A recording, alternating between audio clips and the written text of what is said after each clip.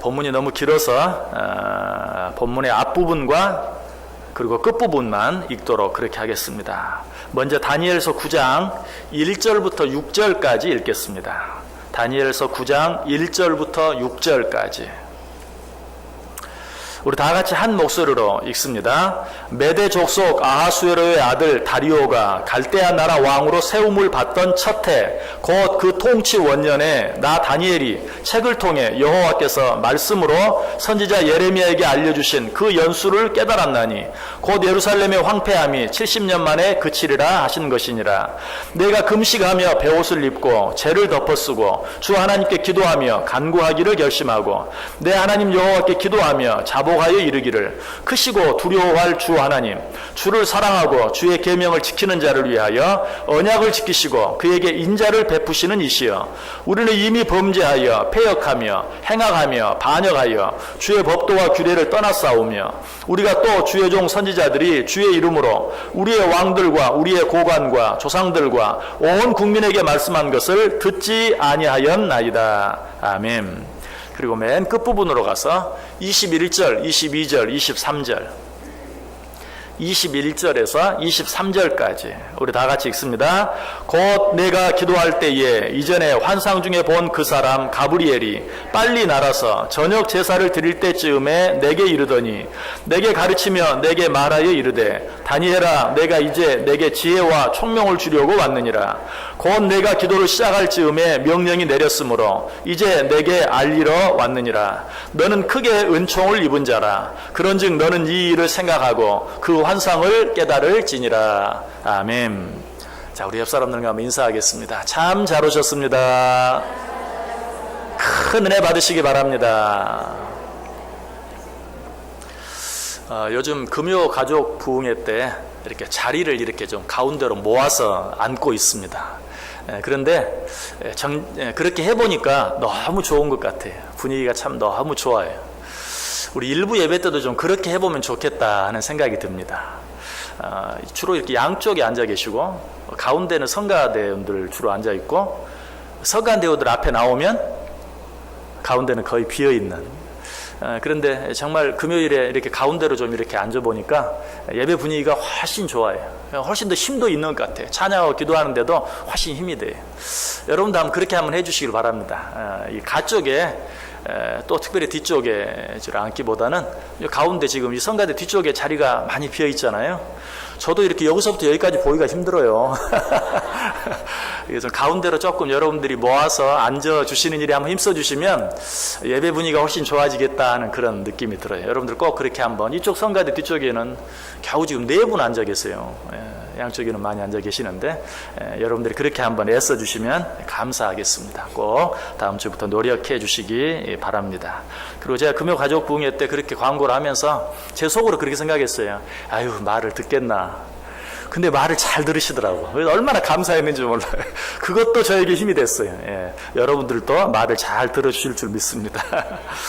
자, 9월 다니엘의 기도에 대해서 생각해 보려고 합니다. 다니엘의 기도. 우리가 지금까지 생각해 본 것처럼 참 기도의 본이 되는 사람들 많이 있어요. 위대한 믿음의 사람치고 기도하지 않는 사람 없어요. 그런데 그 가운데서도 다니엘 정말 귀한 기도의 사람이다라고 말씀드릴 수 있어요. 오늘 이 다니엘서 9장 정말 이 전체가 다니엘의 기도죠. 1절부터 19절까지 다니엘의 기도가 나타나 있고 그 끝부분에는 그 기도에 대한 응답의 역사가 나타나 있어요. 그런데 이 본문뿐만 아니라 다니엘서 2장에도 보면 다니엘이 자기의 친구 사드락과 메삭과 아벳느고에게 기도를 부탁하는, 언제 그런 기도를 부탁했습니까? 느부갓네살 왕이 꿈을 꿨어요. 그런데 자기가 꿈을 기억하지 못해요. 너무 괴로워해요. 그러면서 박수와 술객들을 다 불러놓고 뭐라고 말합니까? 내 꿈이 무엇이었는지 알아맞혀라. 참 황당한 그런 부탁이죠. 황당한 그런 요구죠. 꿈을 이야기해주고 해석해달라는 것은 가능하지만 내가 무슨 꿈을 꾸었는지 도무지 모르겠다. 내가 너무 괴롭다. 내가 무슨 꿈을 꾸었는지 알아맞혀라. 그리고 그 꿈의 의미를 해석해라. 다니엘에게도 동일한 그런 요구가 주어졌어요. 그때 다니엘이 이 황당한 요구 앞에서 제일 먼저 부탁한 것, 자기 친구들에게 부탁한 것이 기도해달라. 기도해달라고 부탁만 하고 자기는 기도하지 않았을까요? 그럴 리가 없죠. 자기도 기도하고 기도하기를 부탁하는 그런 다니엘의 모습이 다니엘서 2장에 나와 있어요. 그리고 또 다니엘서 6장에도 나와 있어요. 어떤 내용입니까? 우리가 너무나 잘 아는 내용. 느부갓네살이 큰 금신상을 세워놓고 그 금신상에게 절하라, 절하지 않는 자는 저 극렬히 타는 풀 가운데 다 집어넣겠다, 집어 던지겠다 라는 그런 명령이 주어졌을 때 다니엘은 어떻게 합니까? 그 금신상 앞에 절하지 아니하고 그 금신상 외에 다른 어떤 신을 섬기는 자들도 다 풀무불에 집어 던져 넣겠다고 했는데 그럼에도 불구하고 그는 어떻게 해요? 늘 하던 대로 돌아와서 집 지붕 위에 올라가서 하나님께 간절히 기도하는, 평상시 하던 대로 하루 3번 기도하는 그 일을 멈추지 않고 계속하는 것을 다니엘서 6장을 통해서 보게 됩니다. 이것이 다니엘의 모습이 어떤 일 앞에서든지 어떤 상황 앞에서든지 하나님께 기도하는 자, 바로 그 자가 다니엘이었다. 자, 우리는 이 사실 앞에서 먼저 생각해 봐야 될 것이 있어요. 그리스도인이라면 당연히 마땅히 기도해야 한다. 자, 기도하지 않는 하나님의 자녀, 기도하지 않는 그리스도인, 기도하지 않는 성도. 여러분 말은 돼요. 기도하지 않는 그리스도인, 기도하지 않는 성도, 기도하지 않는 하나님의 자녀. 그러나 사실 그 말은 서로가 모순되는 말이에요. 기도하지 않는 하나님의 자녀는 있을 수 없어요. 진정한 하나님의 자녀라면 기도하게 돼 있어요. 기도하지 않는 그리스도인, 언뜻 말이 되는 것 같지만 사실은 말이 되지 않아요. 진정한 그리스도인이라면 기도하게 되어 있기 때문에. 기도하지 않는 성도, 이것도 그럴 수 있지. 그러나 사실은 그렇지 않아요. 진정한 성도라면 기도하지 않을 수 없는 거예요. 그래서 이번 주 금요일에도 말씀을 드렸어요. 그리스도인 됨을 가장 분명하게 드러낼 수 있는 표지가 무엇인가? 기도하는 것이다. 그래서 어떤 자리에 있든지 기도하는 모습을 보면 저 사람 예수 믿는 사람이구나. 밥 한 그릇을 앞에 놓고도 잠깐이라도 기도한다면 저 사람 예수 믿는 사람이구나 하는 것을 알 수 있는, 기도야말로 예수 믿는 사람의 가장 확실한 표지다. 근데 가끔 이런 모습을 보면서 저는 그런 게 싫어요. 그냥 예수 믿는다는 사람들은 어디 새로운 자리에만 가면 식당이고 어디고 그냥 먼저 기도하고, 누구를 만나기만 하면 먼저 기도하고, 나는 그런 모습이 너무 형식적인 것 같고 외신적인 것 같아서 싫어요. 이런 사람들이 있어요. 그럴 수도 있어요. 그러나 한번 이렇게 한번 생각해 보세요. 예수 안 믿는 사람들은 어떻습니까? 예수 안 믿는 사람들은요, 모이기만 하면 18.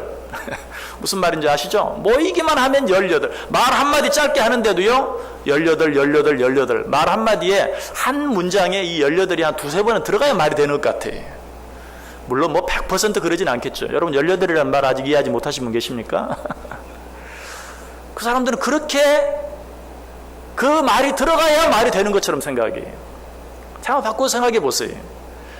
성도들이 그냥 무슨 얘기하면서 아멘 할렐루야, 나는 그런 것도 너무 싫어요. 아멘 할렐루야 하는 거 어떻게 보면 그럴 수도 있어요. 너무 지나치다, 오버한다, 이런 느낌이 들 수도 있어요.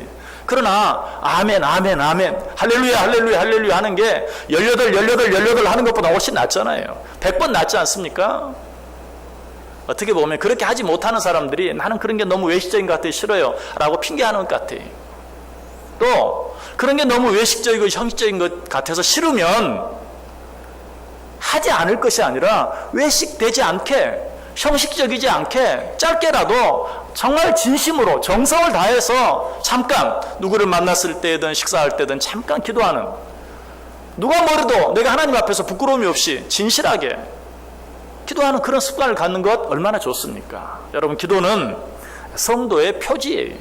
그리고 내가 설령 외식적이고 형식적이게 무슨 기도를 했는지도 모르게 잠깐 기도했다 할지라도 그것이 그 뒤에 내가 어떤 사람과 대화할 때나 행동할 때 나 자신을 억어하는 하나의 무기가 돼요.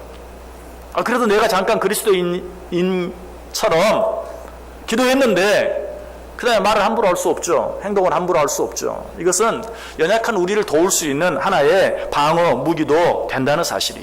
어쨌든 기도는 그리스도인들이 마땅히 해야 될, 그리스도인들의 가장 기본적이면서도 가장 중요한 표지이다. 오늘 다니엘이 그러했다.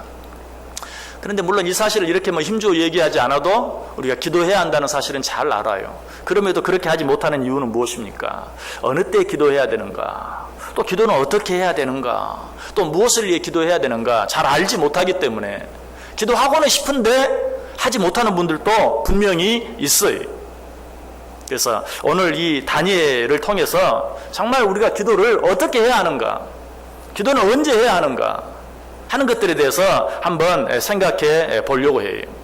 자, 오늘 본문에 나오는 다니엘 어떻게 기도했습니까? 오늘 이 본문에서 가장 중요한 한 가지 사실은 또 그 다른 모든 우리 기도의 사람들에 대해 생각할 때 우리가 아직 생각해 보지 못한 중요한 한 가지 내용이 있다면 다니엘은 하나님께 기도하되 말씀에 근거해서 기도했다는 사실이에요. 하나님의 말씀을 붙잡고 기도했다는 것이. 자, 1절, 2절, 3절을 제가 다시 한번 읽어볼게요. 메대 족속 아하수에로의 아들 다리오가 갈대아 나라 왕으로 세움을 받던 첫 해, 곧 그 통치 원년에 나 다니엘이 책을 통해 여호와께서 말씀으로 선지자 예레미야에게 알려주신 그 연수를 깨달았나니 곧 예루살렘의 황폐함이 70년 만에 그치리라 하신 것이니라. 내가 금식하며 베옷을 입고 죄를 덮어 쓰고 주 하나님께 기도하며 간구하기를 결심하고. 다니엘이 하나님 앞에 기도하며 간구하기를 결심하게 된 이유가 무엇인가? 다니엘이 성경을 읽다가 이스라엘 백성들이 바벨론 포로에서 70년 만에 포로에서 풀려나 자유함을 얻게 될 것이라는 사실을 성경을 통해 깨달았어요. 1절 다시 보세요. 메대 족속 아하수엘의 아들 다리오가 갈대아 나라 왕으로 세움을 받던 첫 해, 곧 그 통치 원년에 나 다니엘이 무엇을 통해? 책을 통해 여호와께서 말씀으로 선지자 예레미야에게 알려주신 그 연수를 깨달았다. 여기서 말하는 책은 뭘까요? 구약성경. 하나님께서 예레미야에게 주신 구약성경 중에 예레미야서. 예레미야서를 통해서 내가 하나님께서 예언해 주신 그 연수를 깨달았다. 이스라엘 백성들이 바벨론 포로로 잡혀갈 것이고 몇 년 동안 포로 생활할 것이며 몇 년 후에 그 포로에서 자유함을 얻을 것인가 하는 그 사실을 깨달았어요. 여기 다리오 왕 원년이라고 나와 있어요.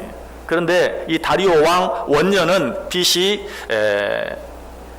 538년이, 그리고 이스라엘 백성들이 포로로 잡혀간 때는 BC 605년이.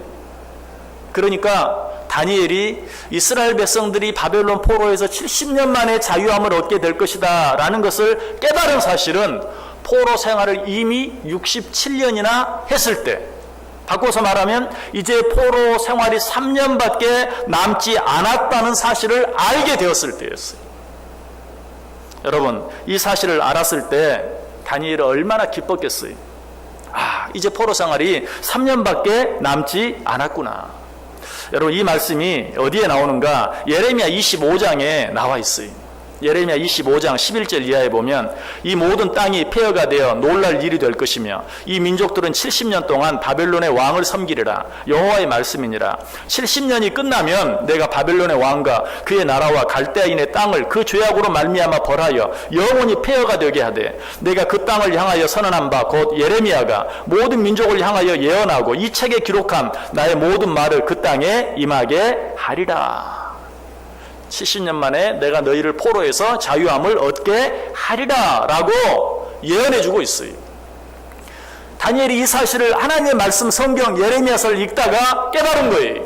정말 뛸 듯이 기뻤어요. 그러나 기뻐하고만 있지 않았어요.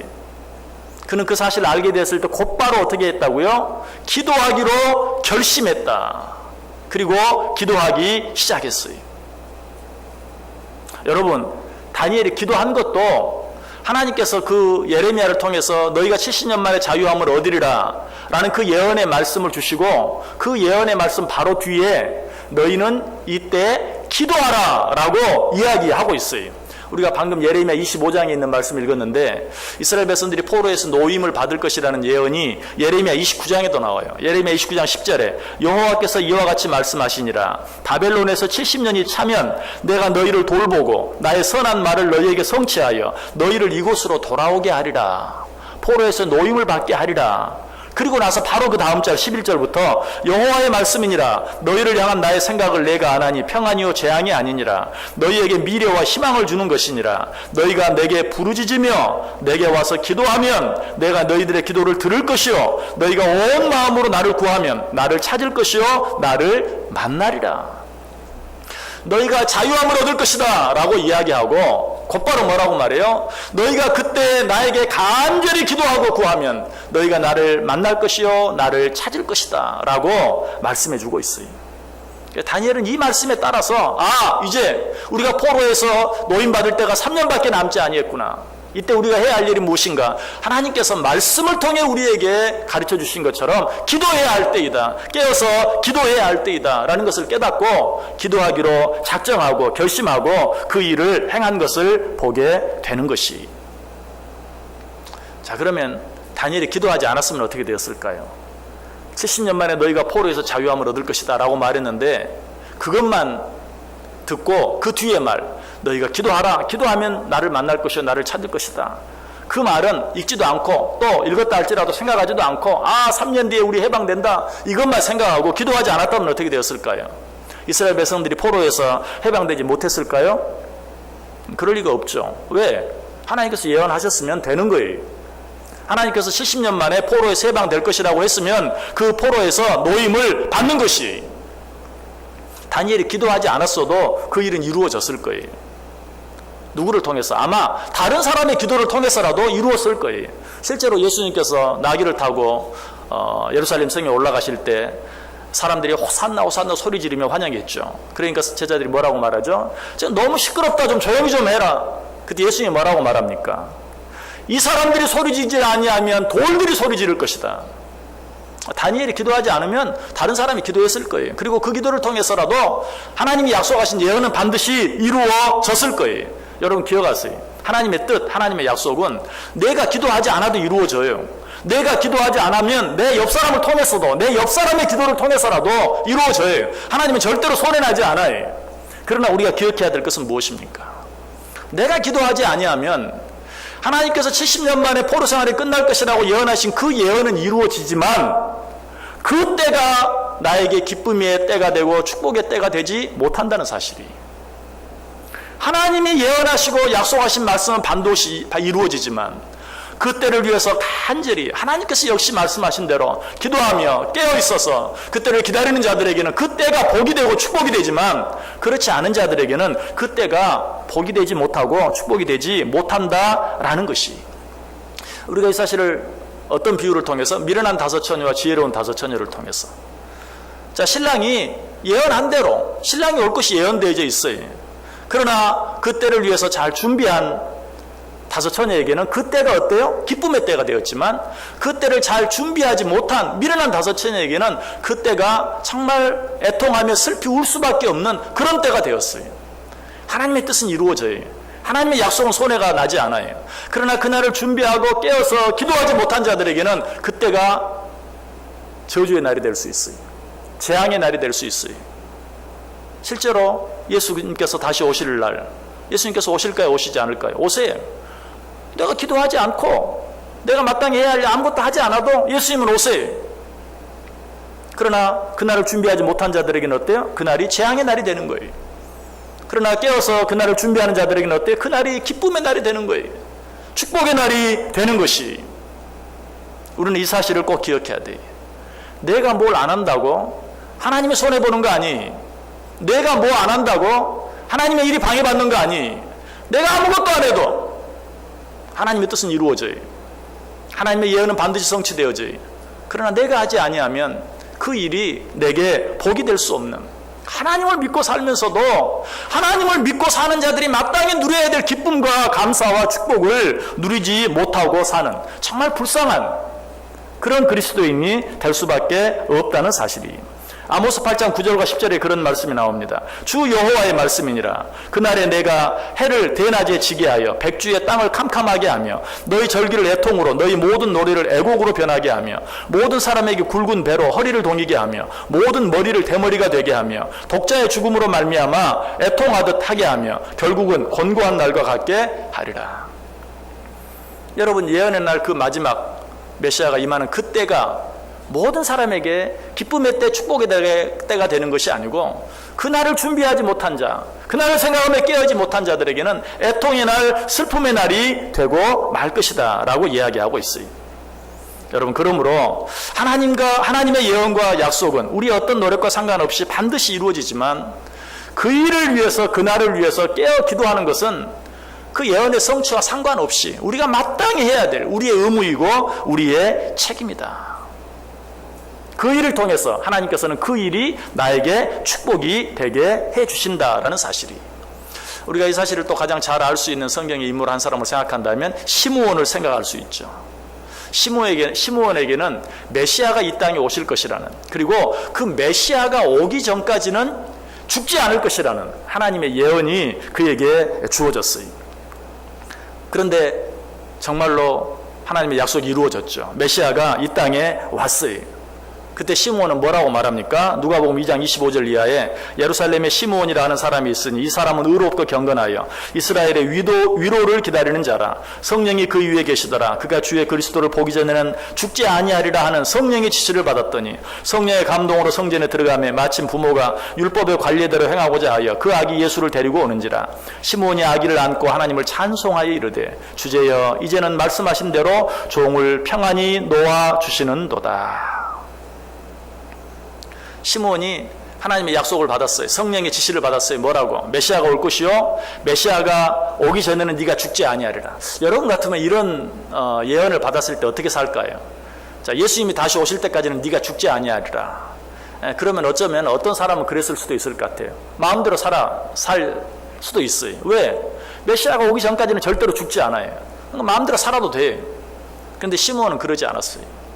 메시아가 오기 전까지는 네가 죽지 아니할 것이다. 그 시간을 깨어서 그 때를 기다리며 열심히 기도했어요. 그러던 중에 예수님이 오셨어요. 메시아가 왔어요. 그때 그는 뭐라고 말합니까? 주제여 이제는 말씀하신 대로 종을 평안히 놓아주시는도다. 어떻게 보면 메시아가 올 때까지는 죽지 않겠다고 했는데 이제 메시아가 오셨으니까 어때요? 이제는 죽을 때가 된 거예요. 서운할 수도 있죠. 슬플 수도 있죠. 그날부터 이제 내가 언제 죽을까 걱정할 수도 있어요. 그러나 시몬은 어때요? 주님께서 나를 평안히 놓아주시는도다. 무슨 말입니까? 이제는 내가 죽어도 여한이 없습니다. 하나님 주신 예언의 말씀을 붙잡고 깨어 기도하며 살아갔을 때 정말 메시아가 이 땅에 오시는 그날은 그에게 축제의 날이었고 잔치의 날이었고 기쁨의 날이 되었어요. 죽어도 여한이 없을 만큼 한량없는 그 기쁨이 그에게 주어졌다는 사실이에요. 시몬이 남자 가운데 대표였다면 여자 가운데도 대표적인 한 사람이 있었죠. 누구? 안나가 역시 그러했어요. 누가복음 2장 36절 이하에 보면 또 아셀 지파 바누엘의 딸 안나라는 선지자가 있어 나이가 매우 많더라. 그가 결혼한 후 7해 동안 남편과 함께 살다가 과부가 되고 84세가 되었더라. 이 사람이 성전을 떠나지 아니하고 주야로 금식하며 기도함으로 섬기더니 마침 이때에 나와서 하나님께 감사하고 예루살렘의 속량을 바라는 모든 사람들에게 그에 대하여 말하니라. 역시 안나도 정말 이 메시아가 이 땅에 오실 것이라는 그 예언의 말씀을 붙잡고 하나님 앞에 간절히 기도했을 때 그 메시아의 오심이 그에게 기쁨이 되고 감사가 되고 축복이 된 것을 보게 돼요.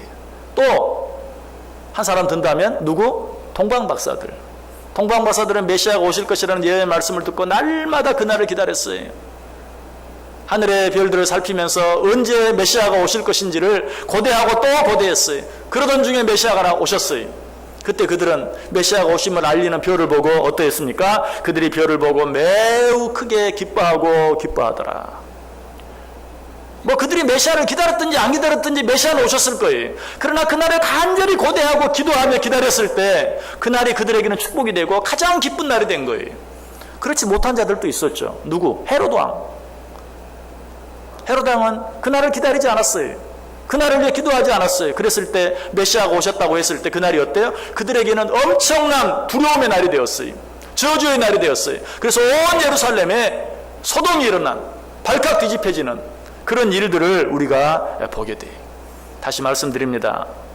하나님의 예언, 하나님의 약속은 여러분이 노력 안 해도 기도 안 해도 다 이루어집니다. 하나님은 절대로 손해보지 않습니다. 그러나 그 예언의 말씀을 붙잡고 기도한 자들에게는 그 예언의 성취가 기쁨이 되고 축복이 되지만 그렇지 않은 자들에게는 그 예언의 성취가 두려움이 되고 슬픔이 되고 저주가 될 수밖에 없다는 사실이. 그러므로 우리는 하나님의 말씀을 듣고 그 하나님의 말씀 앞에서 그 하나님의 말씀을 붙잡고 하나님께 늘 기도하기를 힘쓸 수 있어야 돼요. 오늘 다니엘이 그렇게 했어요. 하나님의 말씀을 붙잡고 기도했어요. 하나님의 말씀이 주어졌을 때 그는 그 말씀을 깨닫는 그 순간 하나님 앞에 기도하기로 작정하고 결심하고 작정하고 결심만 한 것이 아니라 하나님 앞에 그 약속을 붙잡고 간절히 기도했다. 여러분, 기도가 무엇인가? 기도가 무엇인가? 진정한 기도는 하나님의 말씀을 붙잡고 드리는 것이 진정한 기도예요. 자, 성경에 이런 말씀이 있습니다. 하나님은 정욕으로 드리는 기도를 듣지 않으신다. 여러분 너무나 잘 아시죠? 여러분 이 말씀을 어떻게 받으십니까? 내 욕심으로, 내 욕심만을 위해서, 나를 위해서 이기적으로 드리는 기도, 이런 기도는 하나님이 받지 않으신다. 물론 그런 말씀이, 그러나 그보다 더 정확한 의미는 정욕으로 드린다. 이것은 인간의 육신적인 생각으로 드린다라는 것이, 하나님의 말씀을 근거해서 기도하지 아니하고 내 생각대로 이렇게 되는 게 좋겠습니다. 내 생각에는 이것이 하나님의 뜻이라고 생각합니다. 이렇게 기도하는 것이 정욕적인 기도예요. 그래서 전혀 나를 위해 기도하지 아니하고 제3자를 위해서, 아니 나라와 민족을 위해서 기도한다 할지라도 하나님의 말씀과 상관없이, 하나님 내 생각에는 이렇게 돼야 할 것 같습니다. 내 생각에는 이렇게 돼야 합니다. 이런 마음으로 기도한다면 그것이 아무리 이타적이고 다른 사람을 위한 기도라 할지라도 그것은 정욕적인 기도예요. 여러분, 정욕적인 기도라는 말은 바로 육신의 생각대로, 그러니까 세상 사람들이 생각할 때는 그것이 아주 합리적이고 아주 논리적이고 아주 좋은 기도일 수 있어요. 뭐 나를 건강하게 해주세요, 나를 부자로 만들어주세요, 나를 출세하게 만들어주세요, 이런 기도만 정욕적인 기도가 아니고, 뭐 저 사람 출세하게 해주세요, 저 사람 잘되게 해주세요, 우리나라와 민족이 잘되게 해주세요 라고 기도한다 할지라도 하나님의 생각, 하나님의 뜻, 하나님의 말씀과 관계가 없다면 그것이 바로 정욕적인 기도다라는 것이. 그래서 하나님은 정욕적인 기도는 듣지 않으시겠다라고 말씀하셨어요. 그렇다면 결국 무슨 말입니까? 하나님께서 원하시는 기도를 하고 하나님이 기뻐하시는 기도를 하려면 하나님의 말씀을 알아야 돼요. 하나님이 뭐라고 말씀하셨는지, 하나님이 뭐라고 예언하셨는지, 하나님이 우리에게 뭐라고 부탁하셨는지 하나님의 말씀을 알아야 하나님의 말씀대로 기도할 수 있는 거예요. 여러분, 우리가 너무나 잘 아는 베드로의 모습을 한번 생각해 보세요. 자, 예수님께서 내가 너희를 위해 죽어야 하겠다라고 말했어요. 그때 베드로가 말합니다. 주여, 그런 일은 절대 일어나지 않습니다. 여러분, 이게 베드로 자신의 욕심을 위한 것입니까? 아니에요. 어쨌든 베드로는 예수님을 위해서, 베드로는 뭐 이렇게 사람들 앞에서 아부하고 그럴 줄도 모르는 사람이에요. 사람 너무 직선적이고 성격이 급하고 그래서 뭐 사람들 앞에서 예수님 앞에 아부하느라고 아이고 그런 일은 없을 거예요 이렇게 말하지 않아요. 자기 마음 생각대로 솔직하게, 예수님 절대 그런 일이 일어나지 않을 겁니다. 내가 그렇게 하지 않을 것입니다. 이건 베드로의 진심이에요. 예수님의 마음이 어떠했겠어요? 사실은 기뻤을지도 몰라요. 그러나 예수님께서는 그에게 뭐라고 책망합니까? 예수께서 베드로에게 이르시되 사탄아 내 뒤로 물러가라. 너는 나를 넘어지게 하는 자로라. 내가 하나님의 일을 생각하지 아니하고 도리어 사람의 일을 생각하는도다. 지금 베드로는 이기적인 기도를 하지 않았어요. 이타적인 기도를 했어요. 예수님을 위해서 말한 거예요. 그런데도 예수님이 뭐라고 말해요? 사탄아 내 뒤로 물러가라. 네가 하나님의 일은 생각하지 아니하고 사람의 일을 생각하는구나. 여러분, 우리가 그래요. 하나님의 말씀, 베드로가 왜 그런 실수를 했습니까? 예수님이 여러 번 가르쳐 줬어요. 내가 너희를 위해 죽어야 할 것이다. 그런데 그 말씀을 기억을 못한 거예요. 그 말씀을 몰랐어요. 그래서 베드로는 그런 실수를 한 거예요. 우리가 온전한 기도, 하나님이 기뻐하는 기도를 드리려면 어떻게 해야 돼요? 하나님의 말씀을 잘 들어야 돼요. 하나님의 말씀을 잘 읽어야 돼요. 하나님의 말씀을 깊이 묵상해야 돼요. 그리고 그 말씀대로 기도해야 돼요. 그 말씀을 붙잡고 기도할 수 있어야 돼요. 기도의 성자라 불리는 조지 물레는 그래서 그렇게 말해요. 하나님의 약속에 근거하여 기도하십시오. Pray according to God's promise. 하나님의 약속에 의지해서 하나님의 약속을 붙잡고 기도하십시오. 하나님 이렇게 말씀하셨죠. 그 말씀을 이루어 주옵소서. 하나님 이렇게 말씀하셨죠. 그 말씀을 내가 붙잡고 살게 해 주옵소서. 늘 하나님의 말씀을 붙잡고 그 하나님의 말씀대로 기도할 수 있어야 된다. 이것이 진정한 기도요. 이러한 기도가 힘이 있다라는 것이. 왜 이런 기도가 힘이 있는가? 하나님은 당신이 하신 약속은 반드시 이루시는 분이시기 때문에 그래요. 제가 언젠가 말씀드렸어요. 부모들이 자녀들의 요구 앞에서 꼼짝 못하고 그 자녀들의 요구를 받아들일 수밖에 없는 그 요구가 있어요. 그런 요구가 어떤 요구입니까? 아빠, 엄마, 약속했죠? 작년, 언제, 어느 때 나한테 이런 약속했죠? 여러분 이러면 어때요? 쏙 들어가는 거예요. 여러분 왜 이런 하나님의 말씀에 근거해서 하는 기도가 왜 힘이 있는가? 하나님, 지금 다니엘이 예레미야 25장, 예레미야 29장에 예언되어 있는 그 예언의 약속의 말씀을 붙잡고 70년 만에 포로에서 노임받는다고 했죠. 이제 남은 3년 동안 우리가 그날을 생각하며 준비하게 해주옵소서. 이 백성들이 그 하나님의 예언의 말씀을 기억하고 정말 하나님께서 이 포로에서 자유함을 얻게 되었을 때 어디로 가야 할지 방황하지 않게 하시고 정말 그때부터 정말 더 하나님의 뜻을 이루어드리는 당신의 귀한 나라, 민족, 백성 되게 해주옵소서. 하나님의 약속의 말씀을 붙잡고 기도할 때 그 기도가 힘이 있을 수밖에 없다는 사실이.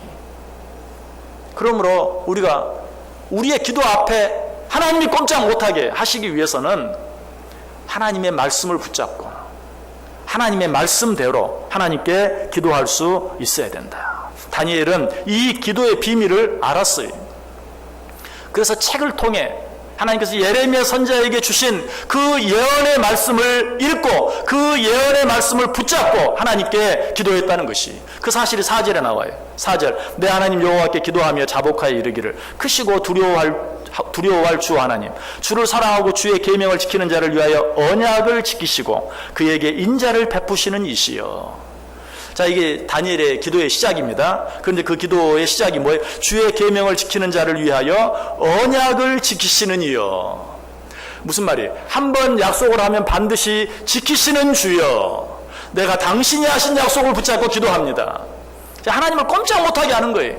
예레미야 25장과 예레미야 29장을 통해서 이 백성이 70년 만에 포로에서 놓일 것이라고 약속하신 주님, 한번 약속하신 것은 반드시 지키시는 주님, 이렇게 기도하는 거예요. 하나님이 이 기도를 응답하시겠어요? 하시지 않겠어요? 하실 수밖에 없는 것이. 그래서 실제로 오늘 본문 끝부분에 보면 이제 하나님이 그 약속을 지키시는 모습이 나오는데 어떻게 그 약속을 성취하시는가? 어떻게 이 다니엘의 기도에 응답하시는가? 21절, 22절, 23절 보세요. 곧 내가 기도할 때에 이전에 환상 중에 본 그 사람 가브리엘이 빨리 날아서 저녁 제사를 드릴 때쯤에 내게 이르더니 내게 가르치며 내게 말하여 이르되 다니엘아, 내가 이제 내게 지혜와 총명을 주려고 왔느니라. 곧 내가 기도를 시작할 즈음에 명령이 내렸으므로 이제 내게 알리러 왔느니라. 너는 크게 은총을 입은 자라. 그런즉 너는 이 일을 생각하고 그 환상을 깨달을지니라. 여기 보면 하나님의 응답이 왔는데 언제? 21절에 어떻게 시작해요? 곧 내가 기도할 때에. 기도하기를 시작하자마자 하나님의 응답이 천사장 가브리엘을 통해서 지금 다니엘에게 임하고 있는 거예요. 23절 앞부분은 어떻게 시작합니까? 곧 내가 기도를 시작할 즈음에, 기도를 시작하자마자 하나님께서 천사장 가브리엘을 통해서 내가 네 기도에 응답하겠다 라고 말씀해 주시는 것이. 그럴 수밖에 없어요. 왜? 자기 생각대로 기도한 게 아니라 전적으로 하나님의 말씀대로 하나님의 말씀에 따라 기도했기 때문에 그 기도가 채 끝나기도 전에 그 기도가 시작하자마자 알았다 하고 천사장을 보내주시는 하나님의 모습을 보게 돼요. 여러분, 이것이 진정한 기도입니다. 하나님은 이런 기도에 응답하세요. 그래서 예수님께서도 우리에게 기도를 가르쳐 주시면서 뭐라고 기도합니까? 뭐라고 가르쳐 줍니까? 뜻이 하늘에서 이룬 것 같이 땅에서도 이루어지이다. 너희는 그렇게 기도하라. 하나님의 뜻이 하늘에서 온전히 이루어진 것처럼 이 땅에서도 오직 하나님의 뜻만 이루게 해주옵소서라고 기도하라. 그런 기도는 반드시 들어주신다. 예수님께 실제로 그렇게 기도하셨죠. 십자가의 고난을 앞에 두고도 아버지여, 할 수 있거든 이 잔을 내게서 물리쳐 주옵소서. 그러나 내 뜻대로 마옵시고 아버지의 뜻대로 해 주옵소서. 이것이 예수님의 기도였고 이것이 예수님께서 우리에게 가르쳐 주신 기도였어요. 여러분, 어떻게 기도하기를 원하십니까? 하나님의 말씀 붙잡고 기도하세요. 느헤미야 9장에 보면 예루살렘 성에 놀라운 부흥의 역사가 일어난 모습이 나와요. 그런데 어떻게 했을 때 예루살렘 성에 놀라운 부흥의 역사가 일어난 줄 아세요? 예레미야 9장에 보면 그들이 기도하는데, 이날에 예레미야 9장 3절에 이날에 낮 4분의 1은 그 제자리에 서서 그들의 하나님 여호와의 율법책을 낭독하고 낮 4분의 1은 죄를 자복하며 그들의 하나님 여호와께 경배하는데, 그들 하나님 앞에 모여서 지금 쉽게 이야기하면 부흥 집회를 합니다. 그런데 낮 4분의 1은 여호와의 말씀을 낭독하고 낮 4분의 1은 그들의 죄를 자복하며 하나님께 기도했다. 여러분, 왜 이런 이야기를 했을까요? 낮 4분의 1은 낮 4분의 1이면 어느 정도 되죠? 뭐 적어도 낮이 12시간이라고 계산 안 하면 그 낮 4분의 1은 3시간 정도. 3시간은 하나님의 말씀을 낭독하며 하나님의 말씀을 듣고, 또 다른 낮 4분의 1, 또 다른 3시간은 그들의 죄를 자복하며 하나님께 간절히 기도했다. 말씀 듣는데 정확히 3시간, 또 기도하는데 정확히 3시간을 그들이 할애했다. 왜 이런 이야기를 했을까요? 그들이 하나님의 말씀을 들으며 기도했다, 이렇게만 말해도 되는데, 낮 4분의 1은 하나님의 말씀을 낭독하고 낮 4분의 1은 그들의 죄를 자복하며 기도했다. 말씀을 듣는 시간과 기도하는 시간이 비례했다. 여러분의 신앙생활을 한번 살펴보세요. 여러분, 나름대로 기도하기도 힘쓸 줄 알아요. 그러나 얼마나 말씀 읽고 듣고 묵상하는 일에 또 힘쓰고 있는지 한번 확인해 보세요. 진정한 신앙생활, 진정한 기도는 무엇인가? 하나님의 말씀을 읽고 듣고 배우고 그 말씀 붙잡고 그 말씀 읽고 듣고 배운 만큼 하나님 앞에 기도하기 힘쓰는 삶, 이 삶이 바로 온전한 기도의 삶이, 이 삶이 온전한 그리스도인의 삶의 모습이. 다니엘이 그렇게 했어요. 그렇게 했을 때 그 기도가 시작할 때에, 그 기도가 채 맞춰지기도 전에 하나님께서 그 기도에 응답해 주셨다. 이 다니엘의 기도를 우리도 드림으로 말미암아 우리가 하나님 앞에 기도할 때마다 하나님이 그 기도를 기쁘게 받으시고 응답해 주시는 은혜와 역사, 축복, 또 하나님의 말씀을 붙잡고 기도할 때 그 말씀이 이루어지고 성취되는 일들이 우리에게 애통이 되고 슬픔이 되는 것이 아니라 기쁨이 되고 축복이 되는 놀라운 역사가 우리 가운데 날마다 끊이지 않고 계속되어질 수 있기를 주님의 이름으로 간절히 축원합니다. 기도하겠습니다. 하나님, 감사합니다. 기도가 무엇인지, 어떻게 기도해야 되는지 말씀해 주시고 가르쳐 주시니 감사합니다. 다니엘처럼 하나님의 말씀 붙잡고 하나님의 말씀에 근거하여 기도할 때 우리의 모든 기도가 주께 상달되어지게 하시고 응답되어지게 하시고 그 기도의 응답이 우리에게 축복이 되게 하여 주옵소서. 예수님의 이름으로 기도드리옵나이다. 아멘.